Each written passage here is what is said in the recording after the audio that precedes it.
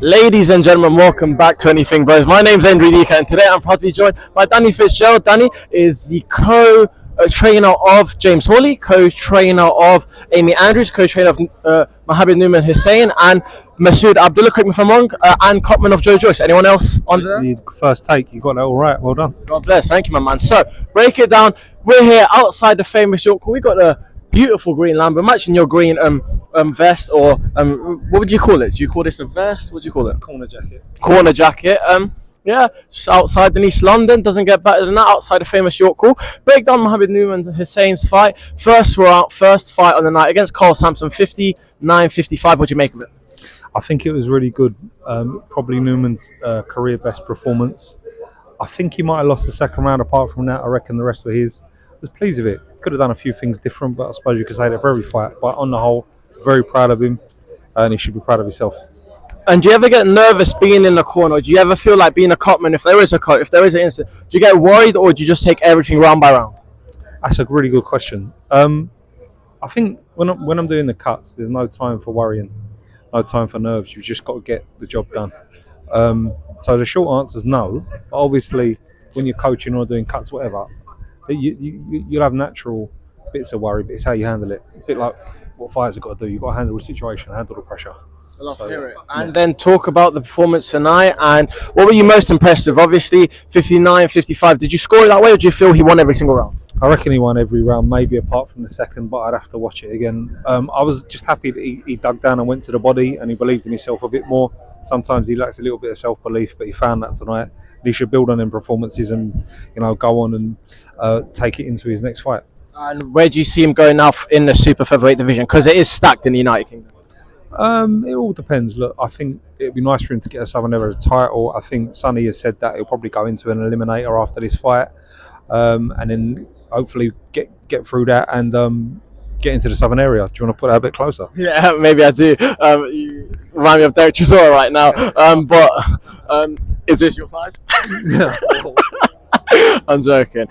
So, talking about that there, Southern Area Super Featherweight, Michael Weber came versus Frank Arnold. Who do you see winning that? And do you think Numan could be amongst those names soon?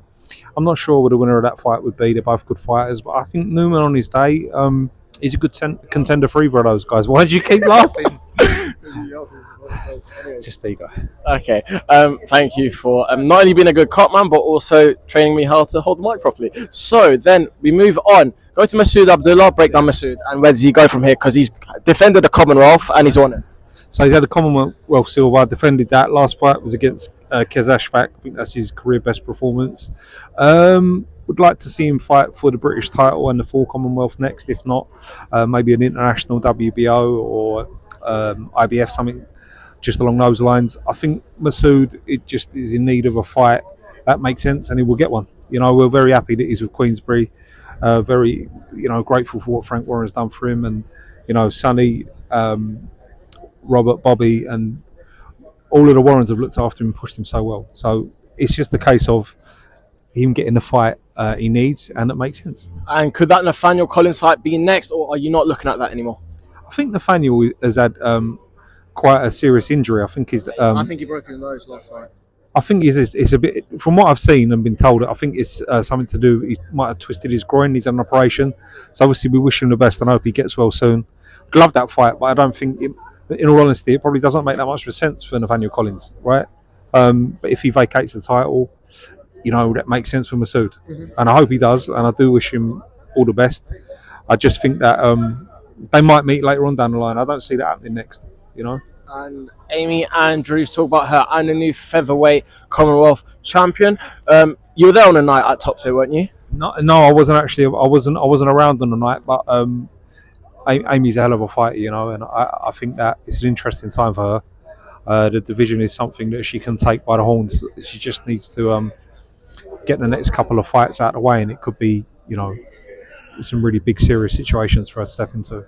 And then last but not least, Joe Joyce, and then we'll get on to James Hawley, but Joe Joyce against Chisora, headline in the O2. And people want to say Derek's a journeyman / gatekeeper now, and Joe did say he wants to smash down those gates and end his career. Where do you see that fight going, and how do you evaluate Derek? Because no matter how many losses he had, he pulled off that win against Pulev, and Derek's Derek. It's part of Derek's camp for quite a few years, actually. I've done a USIC camp with him and 2 Parker camps.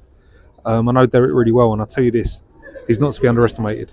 He might be in the later stages of his career, but and he might be past probably his best. And I have actually said I'd like to see Derek retire soon, but he's a dangerous guy, and if he gets a breath of fresh air in that fight, he'll come at Joe, and Joe needs to be on his game. So, do I think Joe can beat him? Yes, definitely. Do I think he's dangerous for Joe? Definitely. I think it's a great British clash that it will be something the public do want to see and will be interested in. So, Joe's got to be on his game. Derek will be on his game. I think Joe gets the win. Love to hear it. And then going to our main man and our favourite Millwall fan. Do you support team? You're Millwall, right, aren't you? Yeah, favourite Millwall fan. You're another one of my favourite Millwall fans. James Hawley. I'm saying that as a West Ham fan as well, by the way. But James Hawley, what do you see about him? And do you think he's been underestimated because he's been out the ring for a year and a half? He's had 3 or 4 cancelled bouts now. Was meant to go on Love Island. What do you see of James now? And is this a time where, like he said, he wants to go into a warm-up fight because that's what the team advised him, and then straight into 50-50? And could we see him in title contention? Because I think he's been underestimated and under the radar for a long time. Very well said. James has had a stop-start career. He needs to push the start button, and he will soon. Once he does, and he has his warm-up fight just to get his hands back, punching after injury, then he'll roll the dice, 50-50s with anyone. There's plenty of names you could reel off, but let's get James back in the ring. Mirko's doing a good job with him, and obviously he trains with me when he's over here as well. He's got a good tight team. He works with Willie, and it's great for him to, be in camp with Willie Hutchinson because he's one hell of a fighter. But as for James, like I said, get him back in the ring, get that little dust-off fight, and then let him roll the dice. Because I'll tell you this now, he's a very, very talented, skilled boxer and fighter. Very underestimated and probably forgotten in some instances.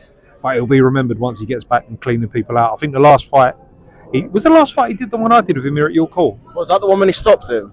Or was that? Do you know what? I'm really tired. It might have been that, and then we done one after, or I can't remember. But as you see, listen, James has got dynamite hands, so he just needs to let them off. So I know he had the Maidstone fight, and I think that was Harry Matthews. Yes, I was in that fight with him as well. So I just can't remember what order the fights were in, forgive me. But long story short, James will get back punching soon, and those that have forgotten him will remember him. And just to let you go, where did the desire for you to come a cutman, cornerman, padman, and how long have you been doing this for? Padman.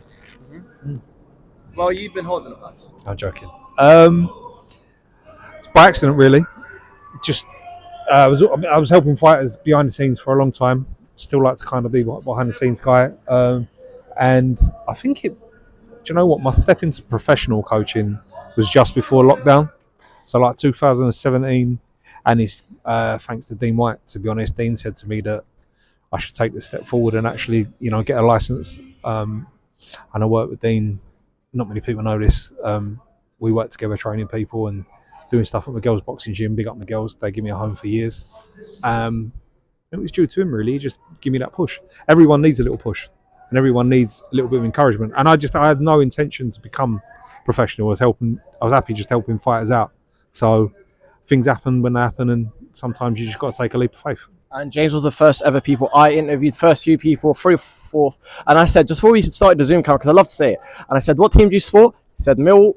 Pulled up from the end of my bed, the West Ham flag, and I was like, great, let's do this. And then he told me a few months later, why didn't you ask Dean White? Dean gave me my first opportunity, and Dean has a show July 27th. Do you believe James Hawley could be on the show? Listen, of course he can. He can be on any black box show he wants. Obviously, I'm part of the black box team. He was meant to headline the last one before he went on Love Island. Of course, Dean's got a lot of time for himself, and like I said, I'm part of the black box team. James is always welcome on the platform. I'm sure he will fight on black box, and he will fight elsewhere. He will fight. It's just the case of him getting back there. James is actually one of the first fighters I worked with. I've done his strength conditioning at one point. I wasn't even training him, and then it just it become more than boxing with me and him. He's like family to me. Like, I love James. So, he comes from good family as well. He's got a lovely mum, and he's got a lot of good people around him. We just want to get him back in to show people what he can do. And once he's back in, there'll be no stopping him. And he let the ambulance go. That is East London for you. And he did beat me at tennis, which got to have a rematch, James. Tennis? Yeah, we ended up playing tennis that day. He can play tennis? Yeah, maybe take I had no idea. And just to let you go, what's the message to your fans, your supporters, everyone that supports you, and your stablemates, and your fighters? Thanks to everyone that does sponsor me. Comcab, Elite Osteo, CPAP Store, HB Taxis, True Cryo. Thanks, Tony, for coming down.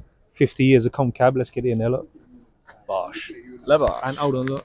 HP Taxis especially. Do you know, everyone that looks after me, thanks very much. Because I tell you what, if it weren't for the people that sponsor me, I wouldn't be able to be here.